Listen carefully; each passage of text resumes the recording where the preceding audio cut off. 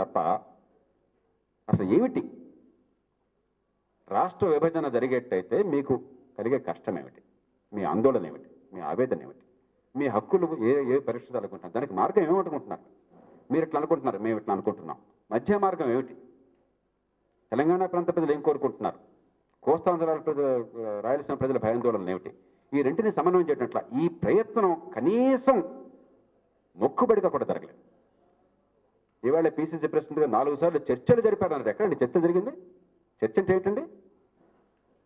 ఒక గంట సేపు సమావేశం పెట్టి వీళ్ళందరూ వస్తే వాళ్ళు చెప్పాల్సింది 2 వాక్యాలు ఏదో రాజకీయ కారణాలుగా కర్ర విరక్కుండా పవచకుండా కొందరు, రోజుకో మాట మరికొందరు ఓ మాట చెప్పేస్తే ఆ మాటకి వాళ్లే కట్టుబడకుండా ఉంటే అందరికీ తెలుసా సంగతి?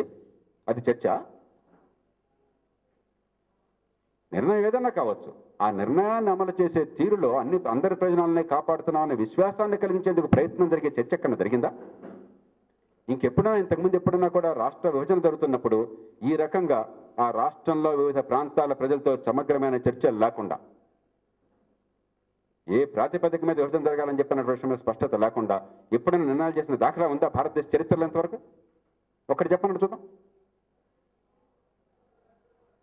కాంగ్రెస్ పార్టీ కావాలని చెప్పని ఈ రాష్ట్రంలో ఈ ముసలాన్ని సృష్టించి వాళ్ళ రాజకీయ పబ్బాన్ని గడుపుకుంటున్నారు. ఇక 2, ఒక రాష్ట్ర ఉనికిని గురించి నిర్ణయం జరిగేటప్పుడు ఈ రాష్ట్ర శాసనసభలో చర్చ కావాలి. ఈ రాష్ట్ర సభగా పార్టీలుగా కాదు, పార్టీలు ఎక్కడున్నాయి, చీలిపోయిన పార్టీలన్నీ కూడా నటిస్తున్నాయి పార్టీలు అని చెప్పాను అంతే. వరంగల్లో ఓ మాట చెప్తారు, వైజాగ్లో ఇంకో మాట చెప్తారు, హైదరాబాద్లో ఓ మాట చెప్తారు, అనంతపూర్లో ఇంకో మాట చెప్తారు. వీళ్ళకి పార్టీలు ఏమిటి? కాబట్టి శాసనసభలో సమగ్రమైన చర్చ జరిగి అన్ని భావాలను కూడా అర్థం చేసుకుని కేంద్ర ప్రభుత్వానికి ఒక స్పష్టమైనటువంటి మార్గం గోచరించినట్టయితే ఇదిగో ఇలా అనుకుంటున్నాం, మీరేమనుకుంటున్నారు చెప్పండి, దాన్ని సమన్వయం చేద్దాం అని నయానో భయానో ఒప్పించే ప్రయత్నం చేయడం ఫెడరలిజంలో కీలకమైన అంశం. లోక్సత్తా పార్టీ ఎన్నో సందర్భాల్లో, ఒక్కసారి కాదు ప్రతి శాసనసభ సమావేశంలో కూడా there is an elephant in the room, గదిలో పెద్ద ఏనుగు కూర్చున్నది, మనం లేనట్టు నటిస్తున్నాం, ఒక పెద్ద ప్రాంతీయ ఉద్యమం చెలరేగుతున్నది, ఎందుకు సభలో చర్చించడం లేదు, దీనికి కారణాలు ఏమిటి, దీని పరిష్కారాలు ఏమిటి, ఏం చేద్దామని సమగ్రం ఎందుకు చర్చించడం లేదు, నిజాయితీకి ఎందుకు చర్చ? 10 రోజులు పెట్టుకుందాం చర్చ, దీని విషయమే 10 రోజులు మాట్లాడదాం, 15 రోజులు మాట్లాడదాం, నష్టమేం లేదు. ఎందుకు నటిస్తున్నాం అని చెప్పంటే అన్ని పార్టీలు పరిచయం పెట్టినాయి, ఎన్నోసార్లు ఈ మాట అన్నాం, ఇవాళ అంటలా ఎన్నోసార్లు అన్నాం. మళ్ళీ శాసనసభల బయట కూడా లోక్సత్తా పార్టీ చెప్పింది, ఒక రాష్ట్ర భవిష్యత్తు ఆ రాష్ట్రంలో తేలాలి, ఆ రాష్ట్రంలో భవిష్యత్తు తేలడానికి తగినటువంటి వాతావరణం పూర్తిగా లేకపోతే తాబట్టిన కుందేటికి 3 కాళ్ళు అనే పరిస్థితి ఉంటే మీరు కూర్చొని పెద్దరికం చేసి ఇద్దరి మధ్య ఏదో రకంగా ఒక రాజీ చేయాలి. రాష్ట్ర విభజన జరగాలని చెప్పి ఈ రకంగా జరగాలి, దానికి ఈ రకంగా ఒప్పుకోవాలి, తప్పదు, ఏదో చేయాలి. అప్పుడు ఇష్టం పూర్తిగా లేకున్నా కూడా కనీసం సగం నా మాట నెగ్గిందన్న భావనతో అందరూ అంగీకరణకు వస్తారు. ఒక రాజీ జరిగిన తర్వాత ప్రతి వాళ్ళు బయటకు తిడతారు, నాకు నచ్చలేదండి కానీ సంతకం పెట్టానని. రాజీలో కీలకం ఆ సంతకం పెట్టాను. నువ్వు 100 రూపాయలు ఎవరికి నచ్చదు, 100 రూపాయలు ఒకరికి నచ్చిందంటే 100 రూపాయలు ఇంకోటి నచ్చలేదని అర్థం. రాజీలో విజేతలు పరాజితులు ఉండరు, రాజీలో సమంగా గెలుస్తారు అందరూ, సమంగా ఓడతారు అందరూ. ఆ వాతావరణం కల్పించాలి, ఆ భావాన్ని కలిగించాలి, ఆ నమ్మకాన్ని ఇవ్వాలి. అది జరగకుండా వీళ్ళేమంటున్నారు, తాంబోలు అడిచేసాం తన్నుకు చావండి, ముందే చెప్పేస్తున్నారు. రాజ్యాంగంలో చెప్పారు కాబట్టి శాసనం పంపిస్తామండి, మీరు ఏం చెప్పినా మేము చేస్తాం. ఖచ్చితంగా చాలామంది గుండె మండుతుంది. ఒక భాష, ఒక జాతి, మా భవిష్యత్తుని మీరు నిర్ణయం చేసేస్తారా మాకు సంబంధం లేకుండా? ఇదేనా సామ్రాజ్యమా? ఇది ఒక చక్రవర్తి సామంతరాజు చెప్పినట్టుంది కానీ, ఒక ఎంపరర్ వ్యాసల్స్ చెప్పినట్టుంది కానీ, ఒక ప్రజాస్వామ్య ప్రభుత్వం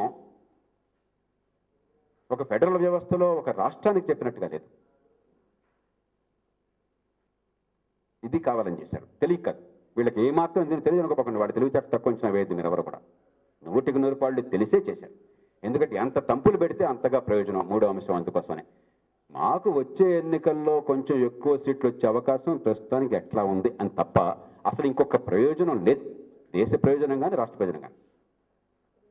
అలా కాకుండా రాజకీయ ప్రయోజనాలు మంచి చేస్తే వచ్చేస్తే ఎట్లాగో అదే ప్రధాన దృష్టిగా కాకుండా తెలుగు ప్రజల భవిష్యత్తు దృష్ట్యా ఈ రకంగా చేస్తే బాగుంటుందని ఇక్కడ కూర్చుని ఒక సామరస్య వాతావరణం కోసం గట్టి ప్రయత్నం చేసిన దాఖలా పొరపాటును కూడా లేదు. కేవలం కృత్రిమమైన తాత్కాలిక రాజకీయ ప్రయోజనాల కోసం. అందుకని ఇవాళ గుండె మండుతుంది. దీనికి ఉపశమనం కావాలి.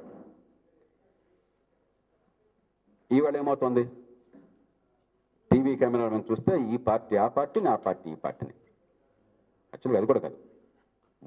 మూడు పార్టీలు దీనిలో కీలక పాత్ర వహిస్తున్న వాళ్ళు ఒక్క పార్టీ మిగతా ఇద్దరు పార్టీని తిట్టేస్తారు. కాంగ్రెస్ వాళ్ళు టీడీపీని వైకాపాని, వైకాపా కాంగ్రెస్ని టీడీపీని, టీడీపీ కాంగ్రెస్ని వైకాపాని. ఈ ముక్కోణ మాట నడుస్తుంది అక్కడ. కానీ ముగ్గురు పూర్తిగా ఈ రకమైనటువంటి తీరుని రాజకీయం జరగడంలో ప్రధాన సూత్రధారులు.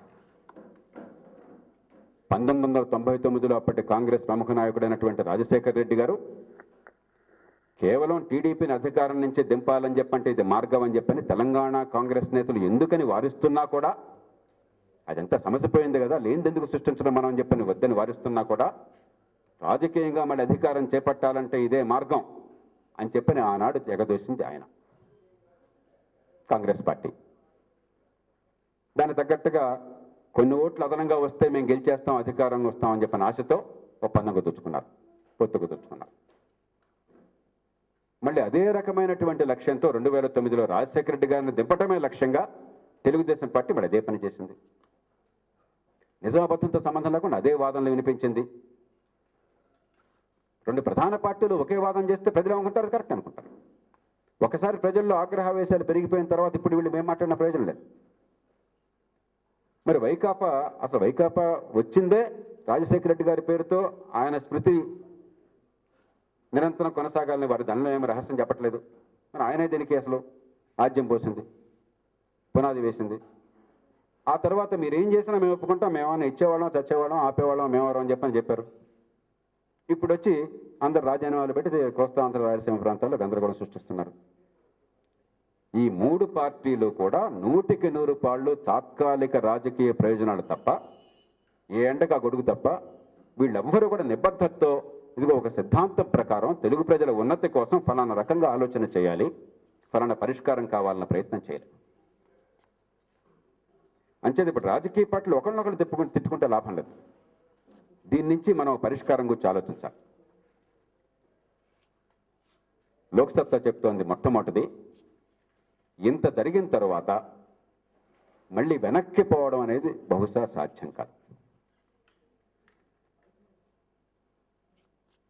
రోజుకోసారి అటు ఇటు ఇటు అటు గంతులేస్తే ఈ దేశంలో ప్రభుత్వం, రాజకీయం అంతా కూడా చాలా హాస్యాస్పదం అయిపోతాయి. కాబట్టి మనందరి ప్రయోజనాలని కాపాడే రీతిలో పరిష్కారం ఎట్లా ఉండాలి, ఆ రీతిని ఆలోచన చేయాలి. అంతేగాని తాబట్టిన కుందేటికి మూడే కాళ్ళని చెప్పని తెలంగాణ యోగపతి ఊరుకోమని తెలంగాణలో వారు, తెలంగాణ ఇస్తే ఊరుకోమని కోస్తాంధ్ర రాయలసీమ వారు ఏకకాలంలో రెండు చేయడం సాధ్యం కాదు. పట్టుడు ఇప్పుడు ఉండాలి, రాజీ కావాలి, దానికి వేరే మార్గమే లేదు అసలు. ఇక దీనిలో కీలకమైన అంశం మళ్ళీ ప్రస్ఫుటంగా వస్తున్నది, ఈ రాష్ట్రంలో అన్ని ప్రాంతాలలో సామాన్యుల నుంచి మధ్యతరగతి వారి దాకా, గ్రామీణుల దగ్గర నుంచి పట్టణవాసుల దాకా ఎదిగే పిల్లలున్న ప్రతి ఒక్కళ్ళకు కూడా హైదరాబాద్ ఒక ఆశాకిరణంగా కనిపిస్తున్నది. మా పిల్లగాడు ఇక్కడ చదువుకుంటే, చదువుకోగానే హైదరాబాద్ పోతే ఏమైనా ఉద్యోగం వస్తుందేమో, అన్నీ ఇక్కడ పెట్టేశారు, అంతా ఇక్కడ ఖర్చు పెట్టారు, అంత అభివృద్ధి ఇక్కడ జరిగింది. మా పట్టణాలు, మా ప్రాంతాలు ఆర్థికంగా, విద్యాపరంగా, సాంస్కృతిక పరంగా, పరిశ్రమల పరంగా ఏమీ లేకుండా చేశారు. మా మీద దృష్టి లేకుండా పోయింది, అన్నీ హైదరాబాద్లో పెట్టారు. కాబట్టి ఇక్కడ అవకాశాలు ఉన్నాయి.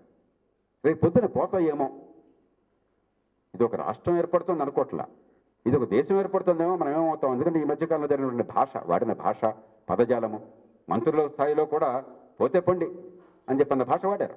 రాజ్యాంగబద్ధంగా ప్రమాణం చేసిన మంత్రులు, రాగద్వేషాలకు అతీతంగా ఉంటామన్న మంత్రులు కూడా ఆ భాష వాడిన మాట వాస్తవం. దాంతో సహజంగానే ఈ రాష్ట్ర విభజన అనేది ఎంతో సామరస్యంగా జరగవలసింది చాలా గందరగోళంగా ఉద్రేక వాతావరణాన్ని తీసుకొచ్చింది. కాబట్టి హైదరాబాద్ నగరం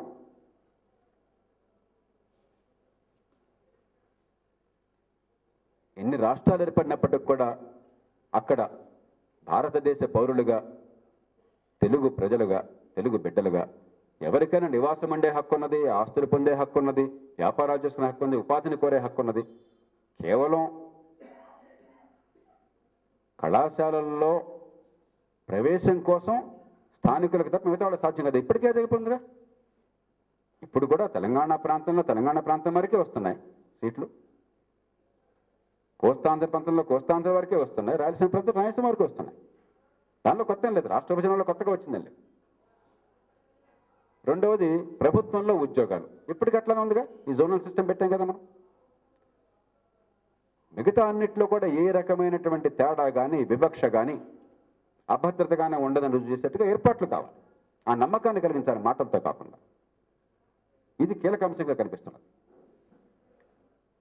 ఇక రాజధాని గురించి ఈ మధ్య కొన్ని చర్చలు వస్తున్నాయి.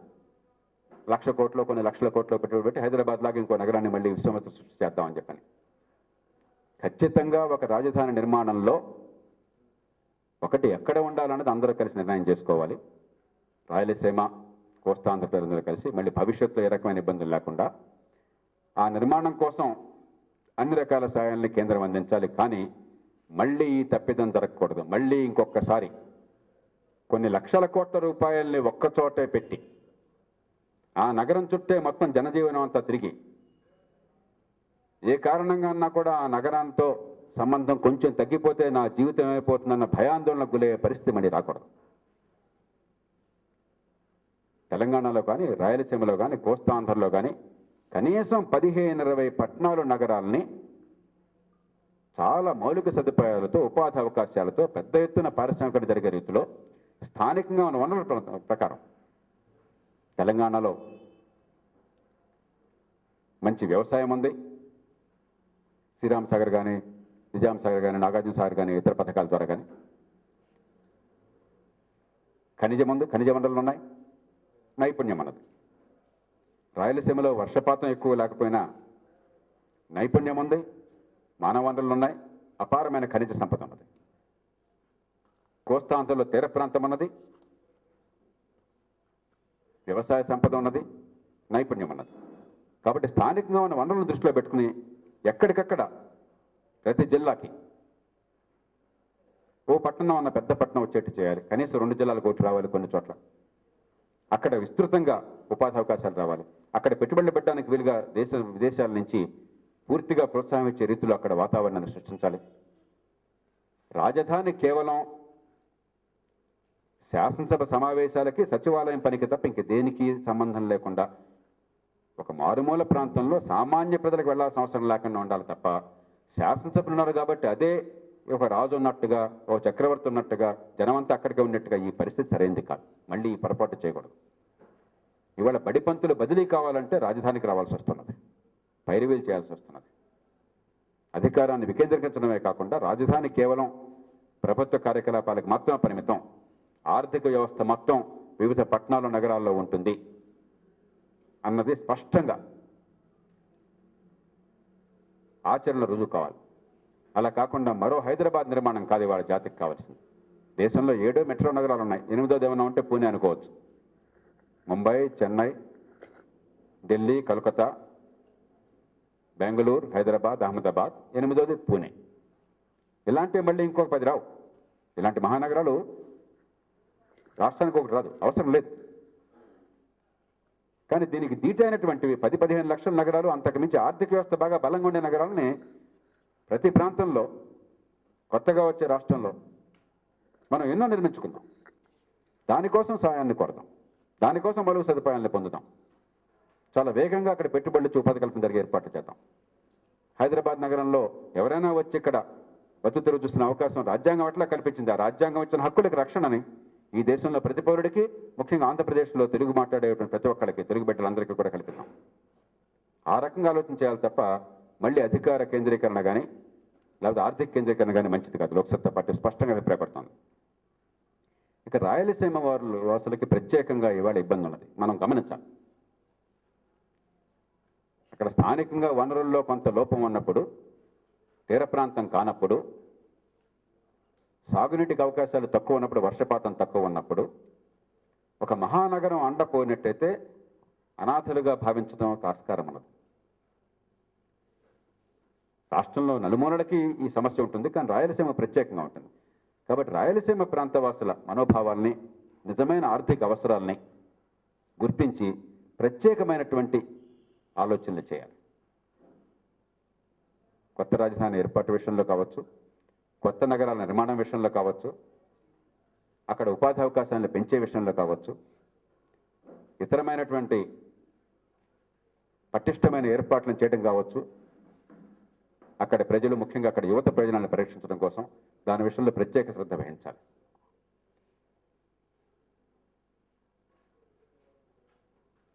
ఈ మొత్తం ప్రయత్నం అంతా కూడా ఉపాధి చుట్టూ తిరగాలి. ఇవాళ లక్షల మంది యువత వస్తున్నారు అని చెప్పంటే రోడ్ల మీదకి, మాకు బతుకు తెరువు ఎట్లా అని చెప్పినటువంటి భయం నుంచి వస్తున్నారు. అన్నిటినీ మించి తెలుగు ప్రజలు ఎన్ని రాష్ట్రాలైనా కూడా రాజకీయంగా మనం గీతలు గీసాం తప్ప పటం మీద తెలుగు ప్రజల మధ్య గోడలు లేవు అనేటువంటి సమాజాన్ని సృష్టించుకోవాలి. యూరప్లో దేశాల మధ్య కూడా ఎల్లలు లేవు. అవి నిజానికి వేరు వేరు దేశాలు, స్వతంత్ర పార్లమెంటు, స్వతంత్ర న్యాయ వ్యవస్థ, స్వతంత్ర అధికారం, ప్రభుత్వం అన్నీ ఉన్నప్పటికీ కూడా ప్రజలకి ఏ రకమైన, యూరప్లో ఉన్న ప్రజలందరికీ ఏ రకమైన అడ్డంకులు లేకుండా అన్ని రకాల స్వేచ్ఛలు అన్ని చోట్ల అనుభవించగలుగుతున్నారు. దేశాల మధ్య ఎట్లా ఉంటే ఒక రాష్ట్రంలో అసలు ఆ పరిస్థితి ఉండాల్సిన, ఒకే తెలుగు మాట్లాడే ప్రజలు ఒకే దేశంలో ఒకే ప్రాంతంలో ఆ పరిస్థితి ఉండాల్సిన అవసరమే లేదు. కాబట్టి ఒక పరిపాలన రాజకీయంగా హద్దులు తప్ప మిగతా అన్ని విషయాల్లో కూడా సరిహద్దులు లేనటువంటి రాష్ట్రాల నిర్మాణం కావాలి. నిజానికి దేశం మొత్తానికి వర్తించాలి, తెలుగు ప్రజలకు ఖచ్చితంగా అలా ఉండాలి. దానికి వస్తున్నాను. I'm glad you mentioned it. దానికి తగిన ప్రాతిపదిక ఉండాలి. వీటి చుట్టూ ప్రజల్లో అవగాహన కల్పించాలి, యువతకు ఒక మార్గాన్ని చూపెట్టాలి. వారి మనసులో ఉన్న ఆవేదనకి ఒక శాంతియుతమైన, నిర్మాణాత్మకమైన మార్గాన్ని మనం చూపెట్టాలి. దానిలో ఇందాక మీరు అన్నట్టుగా ఒకటి, ఎట్టి పరిస్థితులను మీకు ఏమన్నా కొన్ని భావాలు ఉన్నప్పుడు చెప్పుకునే హక్కు మీకున్నది రాజ్యాంగంలో. ఖచ్చితంగా భావ ప్రకటన చేసుకోండి. భావ ప్రకటన వద్దని చెప్పంటే మూర్ఖత్వం అవుతుంది ప్రజాస్వామ్యం. కానీ హింసకి, బంధులకి పాల్పడకూడదు, మీ వేళ్లతో మీ కళ్ళు పొడుచుకోకూడదు. రెండోది, ప్రభుత్వోద్యోగులకు ప్రత్యేకంగా మనవి, మీకు కూడా నిరసన తెప్పుకునే హక్కు ఉన్నది, మీకు కూడా మీ భావాలు ప్రకటించే హక్కు ఉన్నది. ఆ భావాలు సమాజం గురించి కావచ్చు, దేశాన్ని గురించి కావచ్చు, మీ ఉద్యోగాల గురించి కావచ్చు, తప్పులేదు. కానీ ప్రభుత్వోద్యోగులు ప్రజా ఉద్యమాల పేరుతో వారి సర్వీస్ కనెక్షన్ సంబంధించిన అంశాల్లో మేము సమ్మెకు దిగుతామని చెప్పంటాం ఆనాడు తెలంగాణలోనూ తప్పు, ఈనాడు కోస్తాంధ్ర రాయలసీమలోనూ తప్పు. ఈ ప్రజలకు న్యాయం జరగాలని ఉద్యమాల రూపంతో సమ్మె జరిగితే నష్టం జరిగేది ఎవరికి? ఆ ప్రజలకే. రేపు రాయలసీమలో, కోస్తాంధ్రలో ప్రభుత్వోద్యోగులు సమ్మెలకు దిగితే అక్కడ మంచినీళ్లు, అక్కడ విద్యుత్తు, అక్కడ సర్టిఫికేట్లు, అక్కడ ప్రభుత్వంలో జరిగే పనులు అసలు మామూలుగానే అంతంత మాత్రం జరుగుతున్నాయి. అవి జరగకపోతే నష్టపోయేది ఆ ప్రజలు. ఈ ప్రజల పేరుతో ఉద్యమాలు చేస్తే ప్రజలు నష్టానికి ఏ పని ఏంటండి? బ్లాక్ బడ్జెట్స్ పెట్టుకోండి. ప్రజల మీద నిజంగా ప్రేమ ఉంటే, రాయలసీమ, కోస్తాంధ్ర ప్రజలకి న్యాయం జరగాలన్న కోరిక నిజంగా ఉంటే, ఈ ప్రజల అమాయకమైన భావన ఉంటే మరింత ఎక్కువ పని చేయండి. ఆ ప్రజలకి ఇప్పటిదాకా ఉన్న అడ్డంకులు కూడా తొలగించేసి సామాన్య ప్రజలను కూడా హక్కును చేర్చుకుని వేగంగా పనులు చేయించి వాళ్ళ మన్నన పొందండి. ఆ రకంగా మీరు నిరసన తెలియజేయండి. నిశ్శబ్దంగా, శాంతియుతంగా మీరు ప్రదర్శనలు చేపట్టండి. మీ భావజాలంతో సభలు పెట్టుకోండి, కానీ సమ్మెలు పెట్టుకునే అవకాశం లేదు, తప్పది. నాలుగోది, ఇందాక సోదరుడు చెప్పినట్టుగా విగ్రహాల విధ్వంసం అనేటువంటిది పూర్తిగా గర్హనీయమైనటువంటి చర్య. రాజకీయ పార్టీలు మీకు నచ్చకపోయినట్టయితే ఎన్నికల్లో నిర్ద్వందంగా వాళ్ళకు వ్యతిరేకంగా ఓటు వేసే హక్కు మీకున్నది. అది మీకు ఎవరు మీకు చెప్పక్కర్లేదు, మీ హక్కు అది. మీరు ఎన్నుకుంటే వస్తారు, కానీ మీ నెత్తి మీద కూర్చున్న హక్కు ఎవరికి లేదు. కానీ వీళ్ళ విగ్రహాలను వాళ్ళు, వాళ్ళ విగ్రహాన్ని వీళ్ళు కూల్చేయడం లక్ష్యంగా పెట్టుకున్నట్టయితే ఇది రాజకీయ పార్టీల కోసం జరుగుతున్న ఉద్యమం అవుతుంది, కానీ ప్రజల హక్కుల కోసం జరిగే ఉద్యమం కాదు. పాపం జవహర్లాల్ నెహ్రూ ఏం చేశాడండి? అనగాని విధానాలు నచ్చకపోవచ్చు, నచ్చచ్చు. జాతి నిర్మాతల్లో ఒకటి ఆయన, కీలకమైన జాతి నిర్మాత ఆయన. ఈ జాతికి మహానాయకుడు ఆయన. రేపొద్దు నచ్చలేదు ఇంకో గాంధీ విగ్రహం కూలగొడతారు, ఇంకోళ్ళు పటేల్ విగ్రహం కూలగొడతారు, ఇంకోళ్ళు అంబేద్కర్ విగ్రహం కూలగొడతారు. ఏమిటిది? ఇందిరాగాంధీ ఏం చేసిందండి? ఆమె విధానాల పట్ల లోక్సత్తాకి చాలా తీవ్రమైన వ్యతిరేకత ఉంది చాలా అంశాలు. కానీ ఈ జాతి ఐక్యత కోసం, తెలుగు ప్రజల ఐక్యత కోసం గట్టిగా పోరాడు మనిషి ఆమె. ఆమె మీకు మీద కోపం ఎందుకంటే? ఇది కేవలం తాత్కాలికమైన పక్షపాత రాజకీయం కోసం తప్పితే ఇది పద్ధతి సరైనది కాదు. రేపొద్దు ఇంకోళ్ళ విగ్రహం కూలగొడతారు, ఇంకో పార్టీ వాళ్ళు. ఇది సరైనది కాదు. ఎందుకంటే మీ ఉద్యమం పలచబడుతుంది దీనివల్ల. మీ భావజాలం నిజాయితీగా వస్తుంది కాదు, పక్షపాత రాజకీయాల కోసం వస్తుందన్న భావం కలుగుతుంది ప్రజల్లో. మీరు పార్టీలకు బానిసలుగా ఉండబోకండి, మీ భావాలను మీరు వ్యక్తీకరించండి, కానీ పార్టీలకు బానిసలుగా ఉండబోకండి. అన్ని పార్టీలు మీకు మోసం చేసినాయి. అన్ని పార్టీలు అధికారం కోసం తప్ప మీ గురించి ఆలోచించేవాడు కాదు, రుజువు అయిపోయింది. మీరు లోక్సత్తా ప్రత్యేకంగా చెప్పక్కర్లా. అందుకే కుళ్ళిన రాజకీయాన్ని ఎప్పటికైనా తిరస్కరించండి అయ్యా. నిజంగా జన రాజకీయం, మీ భవిష్యత్తు కోసం ఉండే రాజకీయం, నిజాయితీ అయిన రాజకీయం, అబద్ధాలు చెప్పని రాజకీయం, నిర్మాణాత్మకమైన రాజకీయం ఎట్లా ఉండాలో దానికోసం మీరు రండయ్యా, ఇదిగో వేదికని చెప్తున్నాం లోక్సత్తా. అంతేగాని మళ్ళీ పార్టీల చేతుల్లో పావులైపోయి వాళ్ళ రాజకీయ క్రీడలో సమస్యలు కాబోకండి.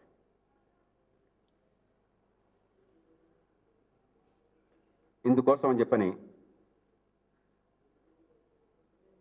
మేము నిర్ద్వంద్వంగా ఈవేళ కోస్తా ఆంధ్ర రాయలసీమలో గాయపడ్డటువంటి యువత అందరికీ విజ్ఞప్తి చేస్తున్నాం, రైతులకి, యువతకి, మహిళలకి. నేను శాసనసభ్యులు కొంతమంది అడిగాను, కొంతమంది గతంలో తెలంగాణ విభజన జరిగినా కూడా నష్టం లేదని చెప్పి అనుకున్న వాళ్ళు ఇప్పుడు రాజీనామా చేస్తే అడిగాను, ఈవేళ కూడా అడిగాను, ఎందుకు చేస్తున్నారని చెప్పని. ఏం చేస్తామండి, గ్రామ గ్రామాల నుంచి ఎప్పుడు రోడ్డు మీదకి రాని వాళ్ళు రోడ్డు మీదకి వచ్చేసారు, మహిళలు వచ్చేసారు. ఇక మేము రాజీనామా చేయకపోతే మాకు కూడా రాజకీయంగా మేము ఎట్లా నిలబడతామని చెప్పాను. అంటే ఎక్కడో ఒక ఆందోళన ఉన్న మాస్టర్ వస్తాం, దానికి గుర్తిద్దాం, గౌరవిద్దాం. దాన్ని ఏ రకంగా మనం ఆ భయాందోళన తొలగిద్దాం ఆలోచించేద్దాం. అంతేగాని మన వేళతో మన కళ్ళు పొడుచుకోవద్దు. మళ్ళీ వివిధ ప్రాంతాల మధ్య వైషమ్యాలు పెంచే రీతిని ప్రయత్నం చేయొద్దు. తెలుగు ప్రజల మధ్య రెండు రాష్ట్రాలున్నా, ఏ ఏర్పాట్లు జరిగినా మనందరి మధ్య కూడా ఉన్నటువంటి ప్రేమ, అభిమానం, గౌరవం, ఉమ్మడి సంస్కృతి, ఉమ్మడి సాహిత్యం, భాష, ఇవన్నీ మనల్ని పెనవేసుకుని అన్నదమ్ములుగా ఉంచాలని చెప్పి గుర్తించినప్పుడు ఈవేళ తాత్కాలికంగా వచ్చేటువంటి ఈ ఒడిదుడుకుల వల్ల ఒకళ్ళ మీద ఒకళ్ళు ద్వేషాన్ని పెంచే భాషను వాడడం అనేది పొరపాటును కూడా మంచిది కదా. లోక్సత్తా పార్టీ ఇందుకోసం విజ్ఞప్తి చేయడంతో పాటు రాష్ట్రంలో ముఖ్యంగా ఈవేళ ఈ ఉద్యమాలు చెలరేగుతున్నటువంటి రాయలసీమ, తెలంగాణ, రాయలసీమ, కోస్తాంధ్ర ప్రాంతాల్లో వారికి సరైన మార్గం చూపెట్టడం చిత్తశుద్ధి ఉన్న రాజకీయ పార్టీల, ప్రజాహిత సంస్థల, ప్రజాస్వామ్య ఉద్యమాల బాధ్యతగా భావిస్తున్నది. దానిలో భాగంగా ఈ మాసం 10వ తేదీన హైదరాబాద్ నగరంలో ఈ రాయలసీమ, కోస్తాంధ్రలో ఉన్నటువంటి విద్యార్థి సంఘాల నాయకుల్ని, ప్రభుత్వోద్యోగుల సంఘాల ఎన్జిఓల నాయకుల్ని, వివిధ వర్గాలకు చెందినటువంటి మేధావుల్ని, పాత్రికేయుల్ని, ఇది పార్టీల రచ్చగా చేయకుండా వారితో ముందు ఒక రౌండ్ టేబుల్ ప్రారంభ సమావేశం జరుగుతుంది హైదరాబాద్లో. ఆ తర్వాత ఈ రెండు ప్రాంతాల్లో, రాయలసీమ, కోస్తాంధ్ర ప్రాంతాల్లో అక్కడున్న ఉద్యమ పరిస్థితుల్లో వారి ఆలోచనలో నిర్మాణాత్మకమైనటువంటి పరిష్కారం దిశగా అడుగులు వేసే స్పష్టత తీసుకురావడం కోసం, తెలంగాణ ప్రాంతంలో విభజన అనివార్యంగా ఉన్నప్పుడు విభజన తరువాత మనం ఏ రకంగా అనుకున్న ఆకాంక్షలు నెరవేరాలంటే ఏ ఏర్పాట్లు కావాలన్న స్పష్టత రావడం కోసం పర్యటనలు చేపట్టాలని నిర్ణయం చేయడం జరిగింది. దానికి తొలిగా 10వ తేదీన హైదరాబాద్ నగరంలో రౌండ్ టేబుల్తో ఈ కార్యక్రమం ప్రారంభమవుతుంది.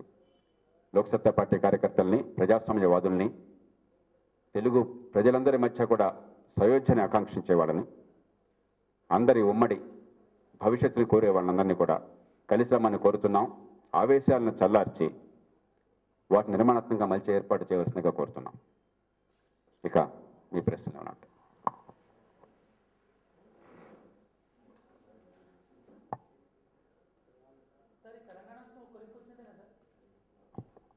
ఏమండి, 30 ఏళ్ళు కలిసి కాపురం చేసుకున్న భార్యాభర్తలు కూడా కొంచెం మనస్పర్ధలు వచ్చి విడాకులు వచ్చినప్పుడు ఒకరినొకరు తిట్టుకుంటారు. అరే వీళ్ళని నిజంగా ప్రేమించుకున్నారు, పిల్లల్ని కన్నారు, తల్లిదండ్రులుగా ఉన్నారు అనుకుంటాం మనం. కాబట్టి మానవ సంబంధాల్లో ఏదన్నా పరపత్యాలు వచ్చినప్పుడు కొన్ని సందర్భాల్లో తెగ సాధ్యం కాదనిపిస్తుంది. కానీ ఇవన్నీ కృత్రిమంగా మనం తెచ్చిపెట్టుకున్న సమస్యలు ఖచ్చితంగా అందరికీ ఆమోదయోగ్యమని పూర్తిగా 100% ఏ ఒక్కళ్ళు చెప్పిన జరగడం సాధ్యం కాదు, మంచిది కూడా కాదు. ఒకళ్ళు చెప్పినవి అందరూ అంతా వినట్టయితే అది పరిష్కారం కాదు. కానీ అందరికీ కూడా పర్లేదు, మా ప్రయోజనాలు కాపాడారు, న్యాయంగా జరిగిందన్న భావం కలిగించే ప్రయత్నం చేయడం, పరిష్కారం సాధించడం 100% సాధ్యం. సాధ్యం మాత్రం 100% సాధ్యం. అయితే రాజకీయ పార్టీలు చిత్తశుద్ధి ఉండాలి. మన ప్రయోజనాలు ఏమిటో మనకు అర్థమయ్యేటువంటి విజ్ఞత మనలో ఉండాలి. కాబట్టి లోక్సత్తా పార్టీకి పూర్తి విశ్వాసం ఉన్నది. ఈ సమస్యకి అందరి ప్రయోజనాలని కాపాడే రీతిలో పరిష్కారాన్ని మనం అంతా సాధించగలని విశ్వాసం ఉన్నది.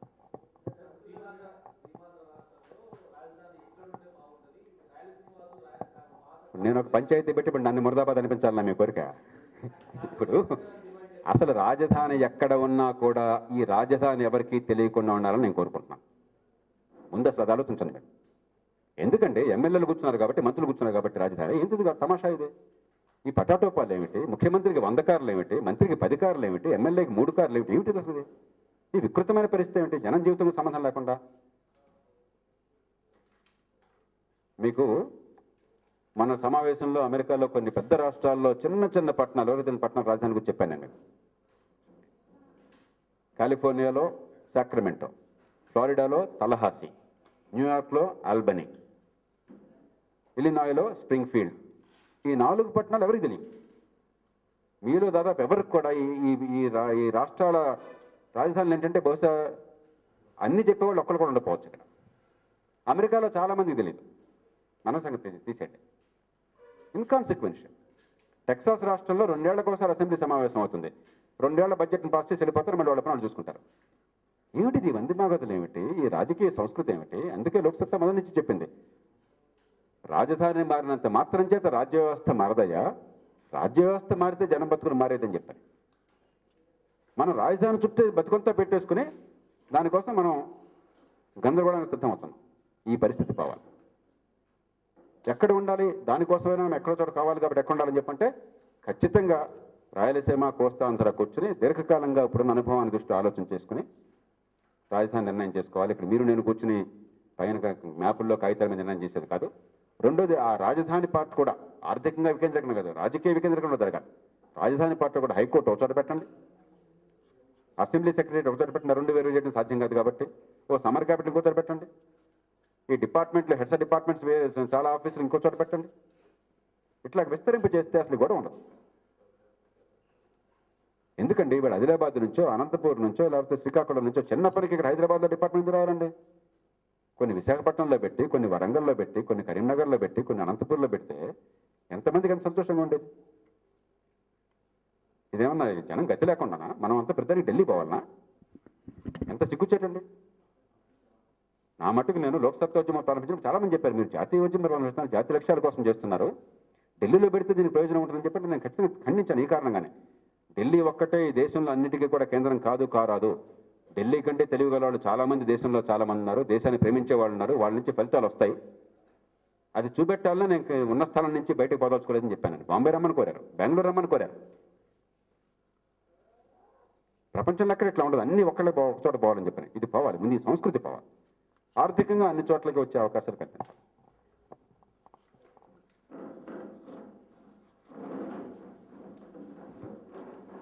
నేను మొన్న మిమ్మల్ని అందరినీ కోరాను, సరే మీ పరిమితులు మీకున్నాయి, మళ్ళీ ఇంకోసారి కోరుతున్నాను, కోరడం నా ధర్మం. మీ మేనేజ్మెంట్ కూడా చెప్పండి, అయ్యా టెలివిజన్ని చాలా బోరింగ్గా చేయండి.